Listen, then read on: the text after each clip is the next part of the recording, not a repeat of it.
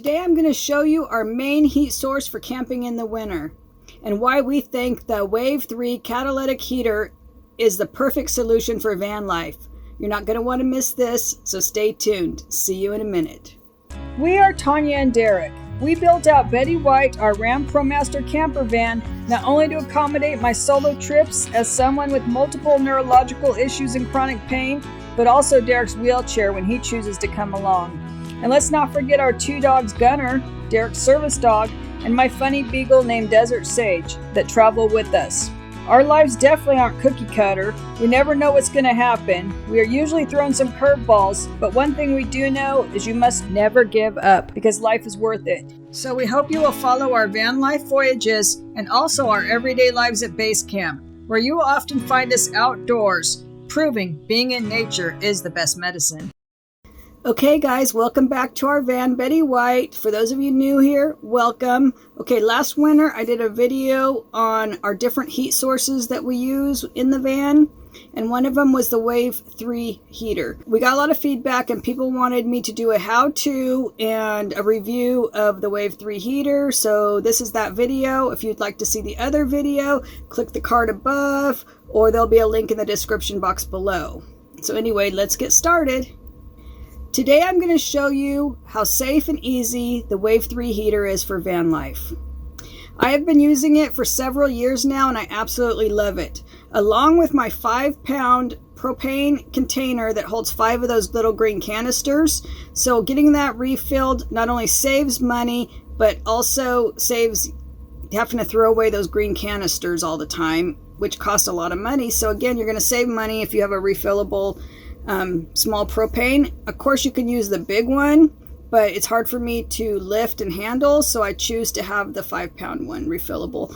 And if you're using the Wave 3 heater like twice a day, morning and evening, for like a week, that's about how long it'll last. A couple hours in the morning, couple hours at night, take the chill off, not running it all night long, and you can, one of those 5-pound refill will last you about a week. That's what I found. So if you go to town once a week, you can refill your propane, you can dump trash or whatever, go to the grocery store. So about 1 week, that's what I do. Okay, the Wave 3 heater only takes about a minute to start. It's very easy, and you will have a steady source of heat that practically sips the propane. It does not, like when you're using something like the Mr. Buddy or something like that, you can go through one of those green 1-pound canisters daily, like every 6 hours or something. So with this, it is a steadier heat source and it slowly uses propane. It's probably one of the better options for as far as not using up a bunch of propane. And also it's really safe. There's no flame exposed when it's running.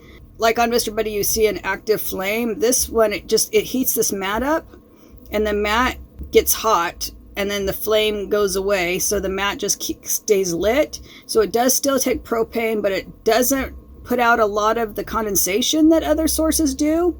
I mean, you still have to have a window gapped for carbon monoxide anytime you use propane, and I'll show you what we do for that. We have a window insert that has a screen so bugs can't get in and stuff for both of our windows, but I only put it on one window in the winter, so less cool air coming in, but it does leave quite the gap, plenty of room for propane on the same side where our heater is, so we'll show you that, and that makes it very safe.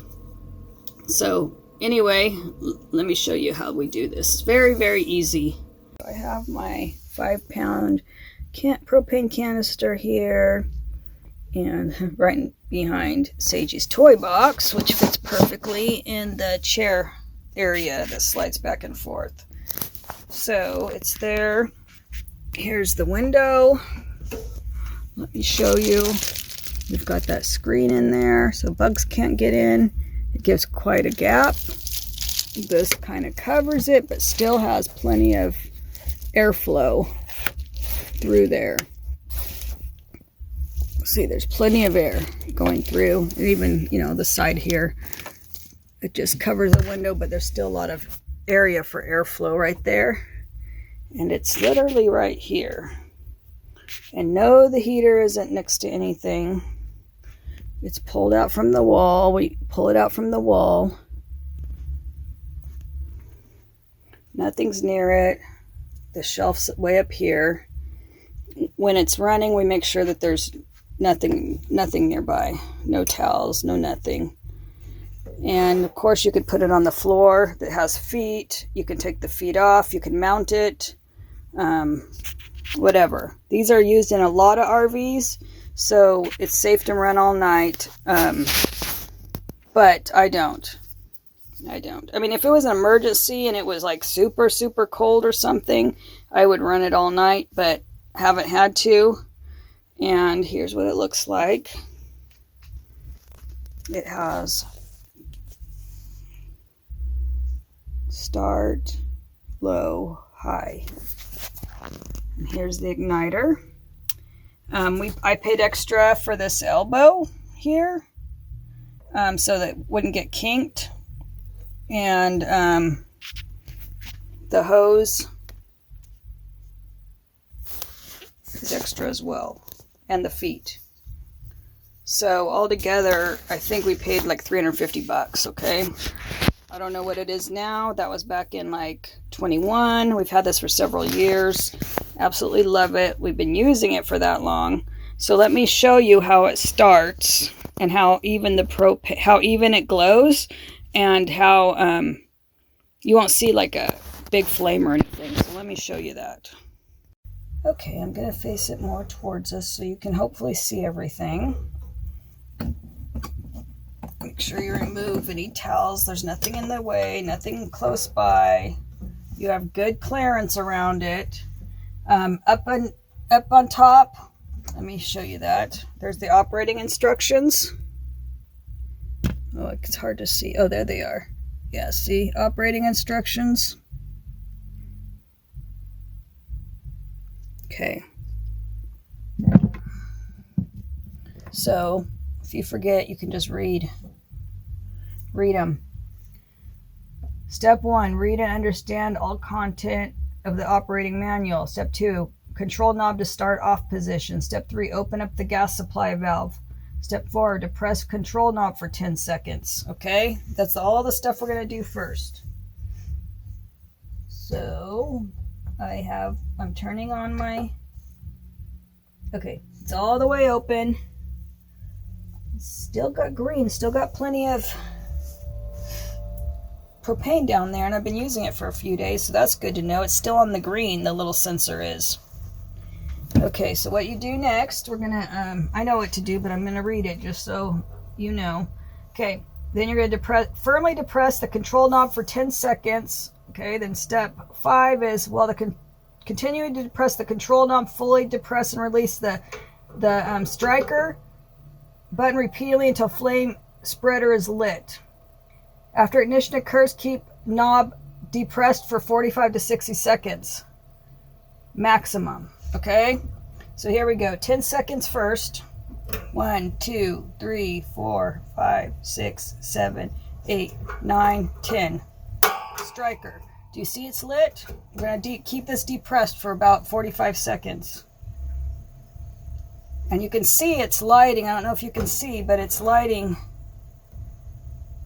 the mat.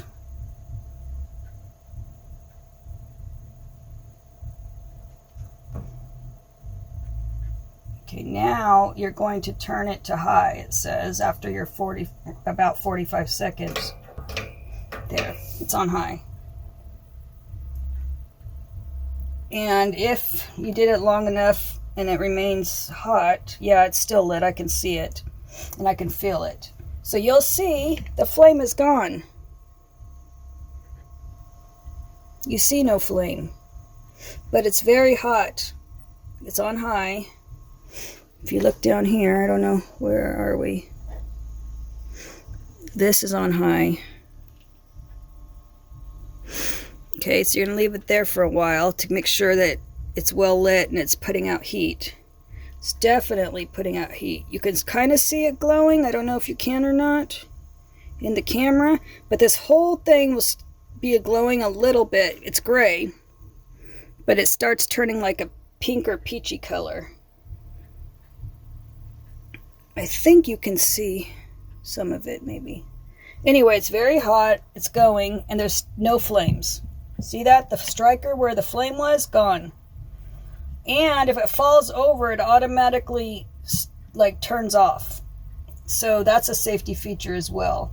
So yep, it's putting out lots of heat. Let's see what else it says up here. I can't get close because it's hot. Okay, by this time, the thermocouple safety system should be heated enough to keep the gas valve open. Yep. Release control knob and immediately turn it to high setting. That's what we did. The initial small blue flame should be extinguished, and the catalytic combustion process is now taking place. Allow heater to operate on high for 10 minutes, assuring even heating of the catalyst pad. Then step 9, adjust control knob to desired setting after the 10 minutes. To turn heater off, turn the control knob to start off position. As an additional safety precaution, close the gas supply valve. Allow heater to cool to room temperature before covering. So anyway, there you go. That's it. Can you believe that? Super hot. It's on high, so it's really putting out the heat. And that's it. Safe. Oh, now you can maybe see the glowing of the pad. Yeah, you can. Right there. See the glowing of the pad? That's it. It's a catalytic heater, so there's no exposed flame, and it's an even heat. Boy, does it feel good. Anyway, and you can see it's called catalytic safety heater. For me, it's worth the price to have the safety features it has. I feel very comfortable having this on. I know if it falls over, it's not going to catch anything on fire. You just want to make sure there's enough clearance around it and nothing's close by that can catch on fire. Move it to wherever the edge. Like we move it to the edge. And we've been fine. It's been great. It's been great. And look at the size. Here I am. It's pretty small. This is the wave 3. There's a wave 6 and I think a wave 8. They're different sizes for different RVs. This is the perfect size for a van. The wave 6 is maybe a Class C RV size. And then the 8 is for bigger RVs. So they're bigger and they heat much bigger areas. I also have a cover for this, which I'll show you. Right now it's put away.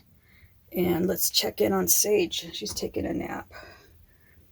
There she is. After I brought her inside, she started napping, and she's napping in her little seat right there.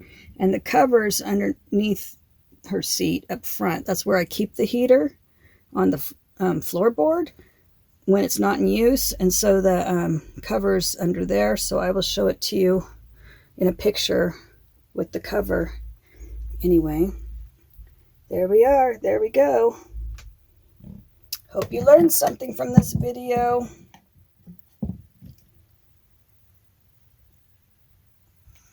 Wow, it's putting out the heat, that's for sure.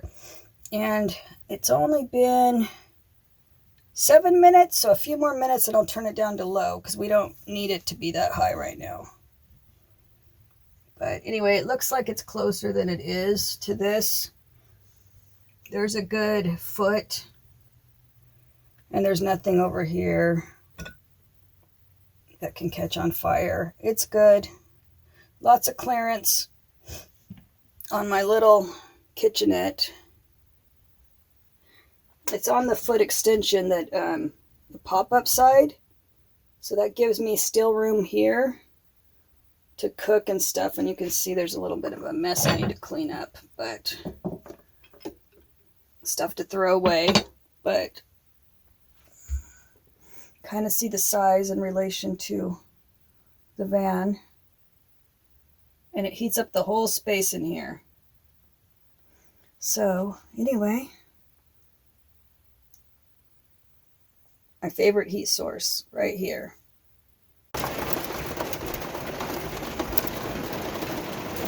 What's that sound, Sage?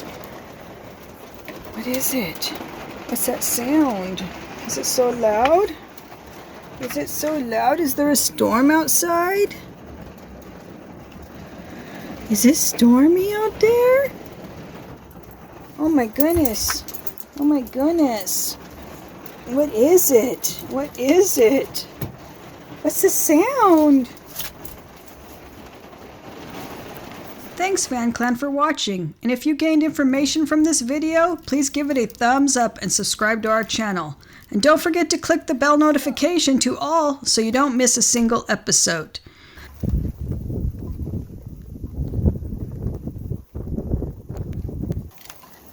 It's very rainy, Seiji. It's very rainy. Yes, it is. It's cold and rainy out here today, huh?